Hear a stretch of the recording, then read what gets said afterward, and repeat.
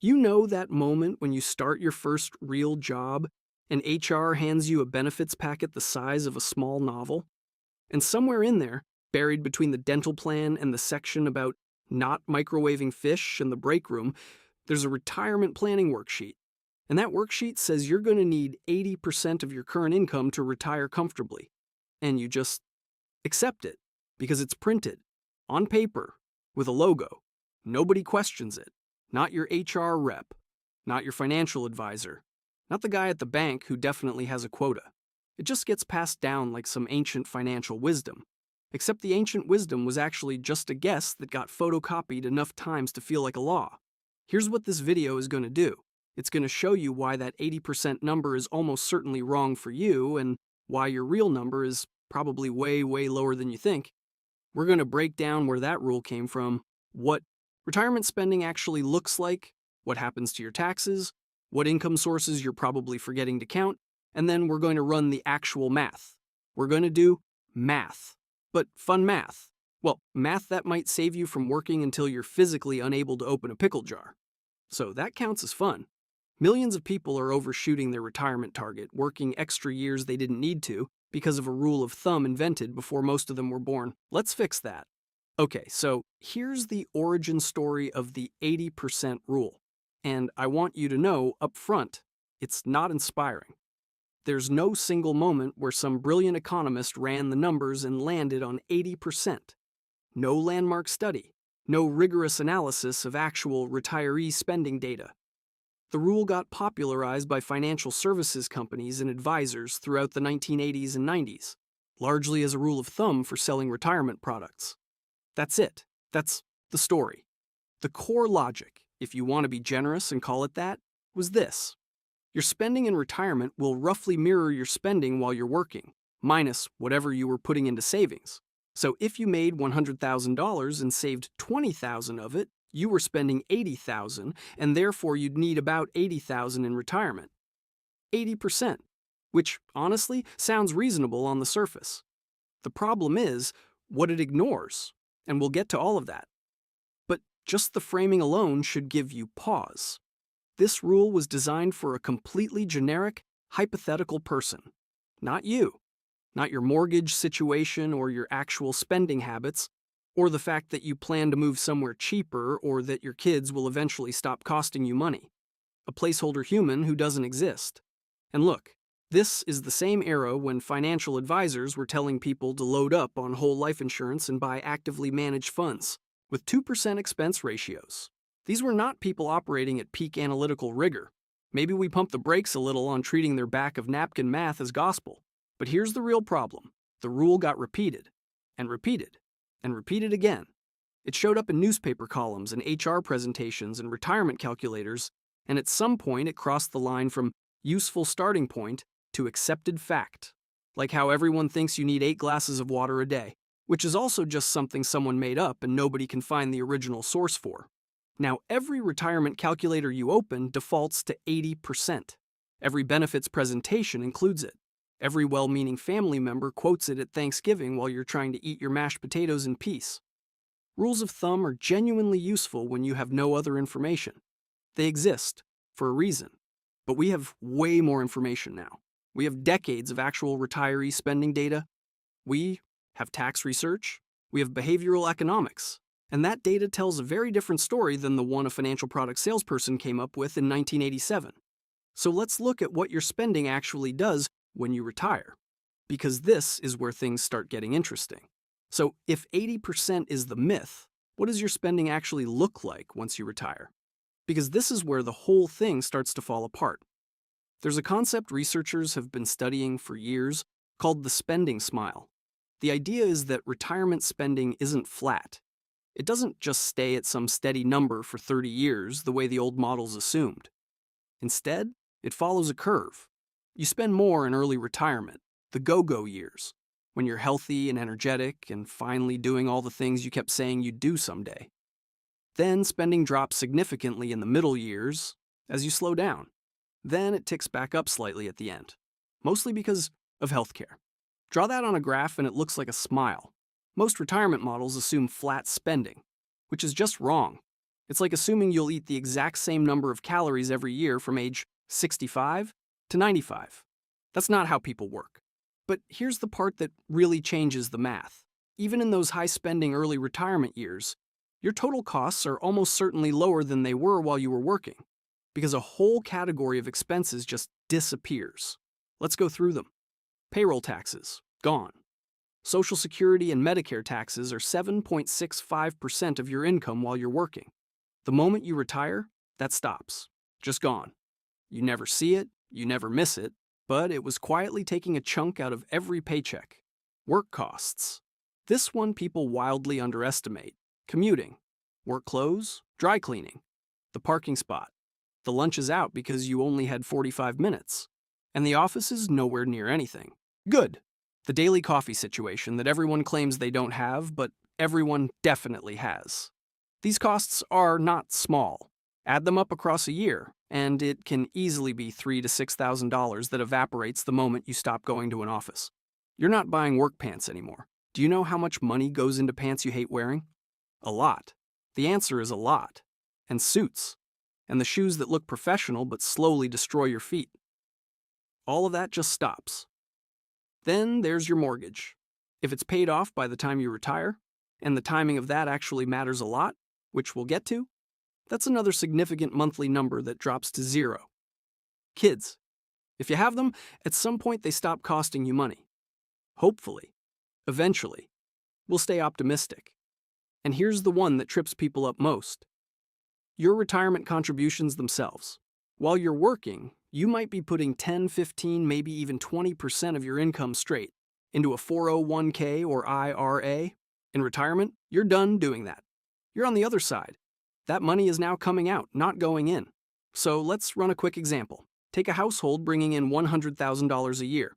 After federal and state income taxes, payroll taxes, retirement contributions, and work-related expenses, how much of that income actually touches their lifestyle? Probably somewhere around $55,000 to $60,000. That's the real spending number. That's what they're actually living on. So right away, the 80% rule is already pointing at the wrong target. You're not replacing your income, you're replacing your spending. And those are two completely different numbers. Okay, so spending drops in retirement, we covered that, but spending is only half the equation. The other half is taxes. And this is where the 80% rule looks even more broken than it already did. Here's the thing, nobody puts in the retirement brochure. Your tax burden in retirement doesn't just go down a little. For most people, it falls off a cliff. And when you factor that into the math, the income your portfolio actually needs to generate gets even smaller. Let's go layer by layer. First, payroll taxes. We touched on this already, but it deserves its own moment.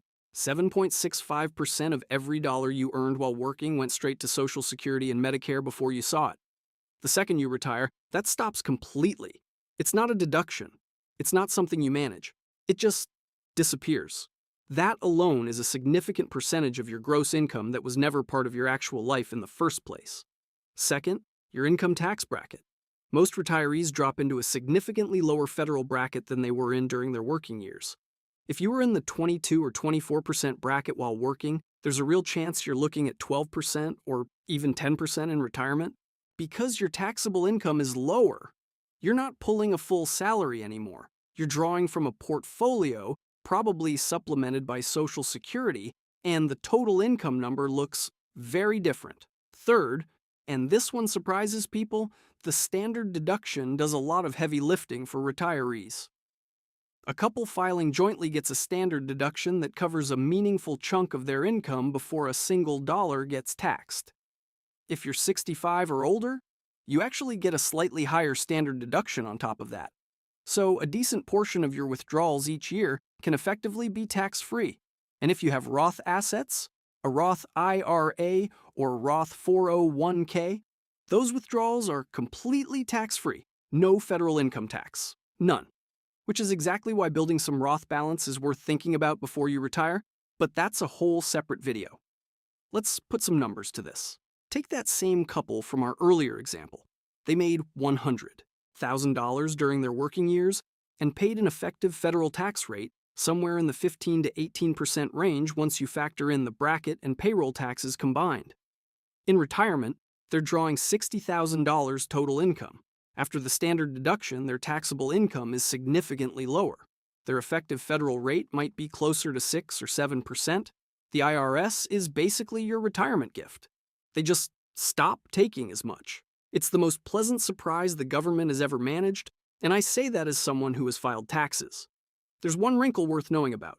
Up to 85% of your Social Security benefit can be taxable, but only once your combined income crosses certain thresholds, around $32,000 for individuals and $44,000 for couples. A lot of retirees are careful about managing their income specifically to stay below those thresholds. It's not complicated once you know the rule exists, but most people have no idea the rule exists. Here's what this all means in practical terms. When you layer the tax reduction on top of the spending reduction, the actual income your portfolio needs to produce gets notably smaller. We started with $100,000 in gross income. We showed your real spending was closer to $55,000. Now, after accounting for the tax drop, the net income you actually need to generate from your investments shrinks further still. And we're not done yet. Okay, so here's where most people's retirement math goes completely sideways. They look at their projected spending, they look at their portfolio, and they do the calculation as if those are the only two numbers that exist. As if their investment account has to single-handedly fund every dollar of every retirement year from day one until they die. That's the assumption baked into the 80% rule, and it's almost never true. Let's talk about the income sources. You're probably not counting. Social Security. I know. People treat Social Security like that one friend who says they'll help you move, and you're genuinely not sure if they'll show up. But here's the thing. They usually show up. The median monthly Social Security benefit right now is over $1,700. That's over $20,000 a year. For one person, if you're married and both of you worked, you're potentially looking at $40,000 a year or more in combined benefits, just landing in your account every single month before you touch your portfolio once. That is a massive number, and most people either ignore it entirely when they're doing retirement math or they deeply discount it because they've heard vague things about Social Security running out. Here's the reality. Even under the most pessimistic projections, Social Security doesn't go to zero. It might pay a reduced benefit somewhere down the road if nothing changes legislatively. But a reduced version of $40,000 a year is still a number that completely rewrites your retirement math. Plan for them to show up.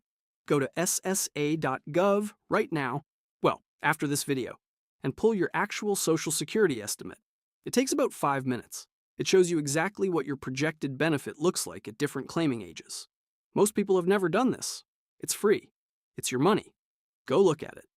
Next, part-time work. Research consistently shows that a large chunk of retirees work part-time in early retirement, and not because they're broke and desperate, because they want to. They find something they actually enjoy doing, or they consult in their old field on their own terms, or they turn a hobby into a small income stream. Even 20 hours a week at a modest wage, something in the $15 to $20 an hour range, generates $15,000 to $20,000 a year. That's not nothing. That's potentially your entire portfolio gap, covered, while your investments just keep compounding untouched. Then there's home equity. If you own a home, you're sitting on an asset that most retirement calculators completely ignore. When you downsize, and a lot of retirees do, because a 4-bedroom house is a lot of house when the kids are gone and you're the only one who ever uses the guest bathroom, you unlock a chunk of equity that can go straight into your investment base. That money doesn't disappear. It becomes part of your financial picture. So here's the reframe. Your portfolio doesn't need to replace 100% of your income needs. It needs to cover the gap between what you spend and what your other income sources already provide. Let's put that into real numbers. Say our couple from the earlier example actually needs $55,000 a year in retirement spending. Social Security covers $30,000 of that between the two of them. Their portfolio only needs to generate $25,000 a year. At a 4% withdrawal rate, that requires a portfolio of $625,000. Not $1.3 million, not $1.8 million. $625,000. That is a completely different retirement target. And we're not done yet. All right, Let's pull this all together because this is the part where the math either relieves you or makes you genuinely annoyed that nobody handed you this framework 15 years ago. Here's the actual formula. Real spending, not income, minus taxes, minus income sources equals your portfolio gap. That's it. That's the whole thing. 4 variables, one number that actually matters. Let's walk through it step by step using our example household. They earn $100,000 a year. That's the number on the retirement worksheet. That's the number the 80% rule grabs and multiplies. But we already know that number is basically fictional in terms of what they actually live on. Strip out the savings contributions, say 15% going into the 401k. Strip out payroll taxes, federal and state income taxes, commuting, work clothes, all the costs we covered. What's left? Their actual lifestyle spending lands around $65,000 a year. Now they retire. The work costs vanish. The kids are done. We're staying optimistic. The mortgage is paid off. Their real retirement spending settles around $50,000 a year, maybe a little less. 50 is a reasonable working number. Now apply the tax drop. Their effective tax burden in retirement is significantly lower. No payroll taxes, lower bracket. Standard deduction doing its job. The net income they actually need to produce from their portfolio, after taxes, is closer to $45,000 a year. Then Social Security walks in.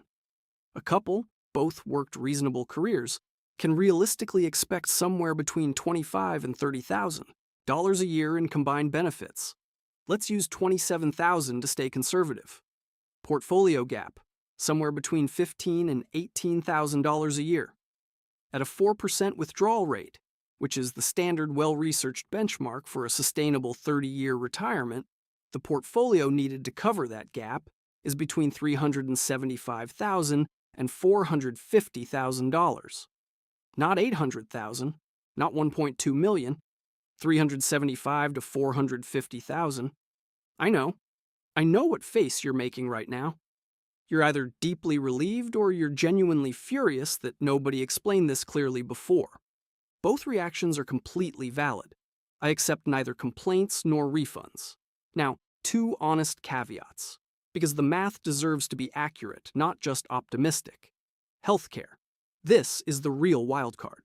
Healthcare costs in retirement are rising, they're unpredictable, and they can push your numbers back up meaningfully, especially if you retire before Medicare kicks in at 65.